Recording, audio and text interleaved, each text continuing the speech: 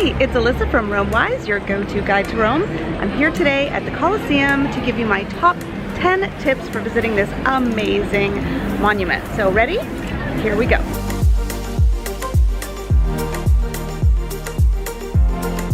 Number one tip, dress comfortably. I cannot stress this highly enough.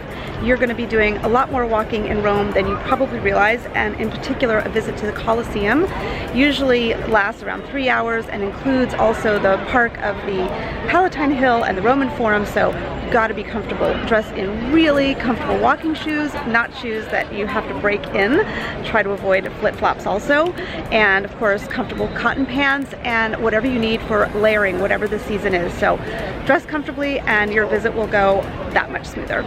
Tip number two, book your tickets in advance. I used to say, come on over here in the afternoon, go to the Palatine Hill or the Roman Forum and buy your tickets right on the spot without much of a line. This is no longer the case. This video is coming to you in the spring of 2019. The rules have changed. You now need to book a date and time to visit the Colosseum.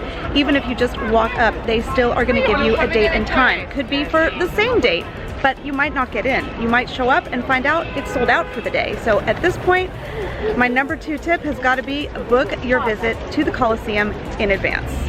Number three, make a food plan. I am all about avoiding low blood sugar. Whenever I'm sightseeing, I always want to make sure that I have a bar with me, something that you can get here at the pharmacy or the grocery store. You want to make sure you have something that gives you a chance to have a snack in the middle of your sightseeing so you don't kind of lose focus, you know, get that sort of drowsy, hunger pangs, I'm ready to stop now feeling when you're not really ready to stop and all you need is a snack. There really isn't any place to buy food inside of the Colosseum. Inside of the Palatine Hill and the Roman Forum there are vending machines, but I wouldn't count on those.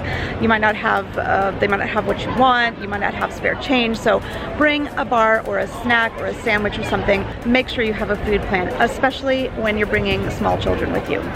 Tip number four, take a tour. With something like this that has so much history, so much to know, I think that it's the best way to get the most out of a visit to the Colosseum, the Roman Forum, the Palatine Hill, any ancient Rome site really, is to take a tour. You have lots of options from private tours to small group tours, big group tours, even just an audio guide if that works for you.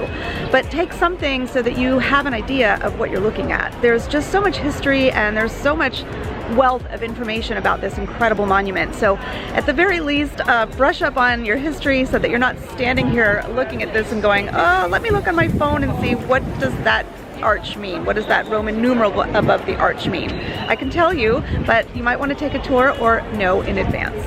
Tip number five, don't bring the wrong stuff here. What do I mean by that? Well, it's on the website for the Colosseum, and I would never presume to bring some gigantic backpack, but it seems people must do so or they wouldn't put it on the website. So don't come with a huge bag or backpack, and don't come with a tripod. These are not allowed inside the Colosseum. Tip number six, bring a water bottle. Even if you're coming in winter and you're probably thinking you don't need water, but guess what? It's pretty easy to get dehydrated even in winter. You're walking around a lot, you're doing a lot more walking and exercising than you think, and it's a good idea to stay hydrated. So just bring a small water bottle.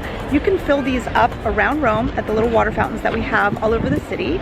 You can even fill them up inside the Colosseum. There are water fountains inside, and that water is safe to drink. So bring a water bottle and stay hydrated. Tip number seven, and this may apply more for visits to the Colosseum in spring through fall, but you want to avoid visiting the Colosseum itself during the hottest time of day.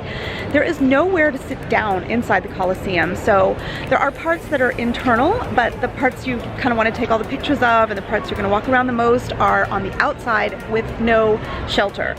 So if you're coming to visit the Colosseum, the Roman Forum, and the Palatine Hill, which are all included, then I would consider visiting the Palatine Hill during the hottest time of day. So if your visit is in the afternoon, start with the Palatine Hill, because there are lots of places to sit and benches in the Palatine Hill.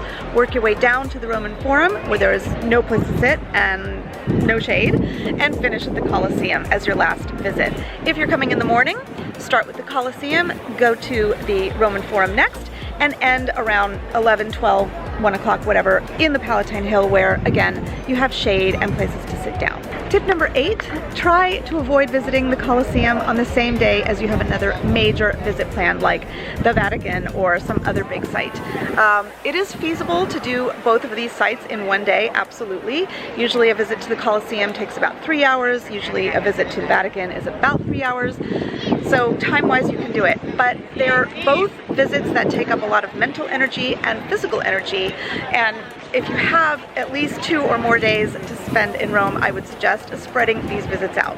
If you're coming from a cruise ship, if you're coming just for the day into Rome and you want to see big sites and fit it all in, by all means do it, plan for it. Just try to spread it out if you can. Tip number 9, plan your visit to the Colosseum. If you want to just come over here and walk around the outside, you can actually see a lot. You don't have to pay to go in, you don't have to fight with the crowds, you don't have to stand in line. There's a lot you can get just from coming and looking at this monument from the outside.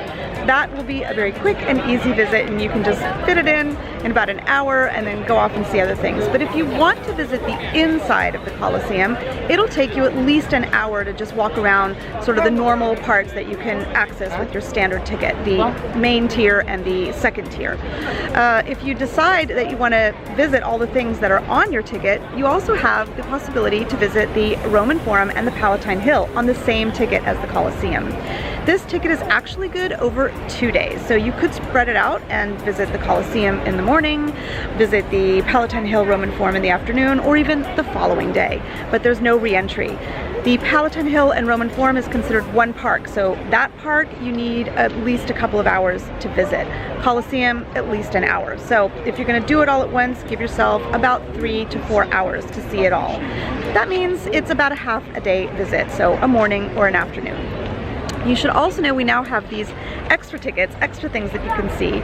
We have super tickets, which allow you to see these incredible sites on the Palatine Hill and in the Roman Forum that are not normally accessible with the regular ticket.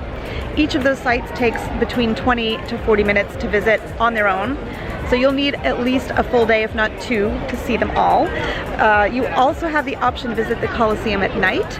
If you do that, just know that you cannot visit the Roman Forum and the Palatine Hill with that ticket. It's a special ticket. If you do that, visit the Colosseum at night, and you still want to see the Roman Forum and Palatine Hill, you can buy one of the super tickets, which is only good for the Roman Forum Palatine Hill. So you could do it that way. You could also choose to visit the underground and upper tiers. This is really special. It adds a whole other dimension, literally, to your Colosseum visit, but you've got to add time for that. So consider how much time you have, what your interest level is, and plan accordingly. Tip number 10, how to skip the line. That's a biggie, I know. Save the best for last. So how do you skip the line? Well, tip number 2, I told you to book ahead. At this point, you want to book ahead regardless, because if you show up without booking in advance, you risk having to wait in a huge line. You also risk not getting in on the day that you show up. Number 2 way to skip the line, buy the Roma Pass. This is a pass that allows you to skip the lines at some of the sites in Rome. It's not really a money saver, but it is more about convenience and skipping lines. So that could be another option. I have a page about that below. Number 3, book a tour. The tour companies, they get your tickets for you, they have it all organized, and they have special entrances just for them. So you are guaranteed to skip the big lines of people waiting out in the front. You should know though that no matter what, everybody has to go through security, and that is a line you really cannot avoid. So just plan for that. I hope you've enjoyed this video about my top 10 tips for visiting the Colosseum. If you did, please hit the like button below and subscribe. And thanks again for watching, and we'll see you at the next video. Ciao for now.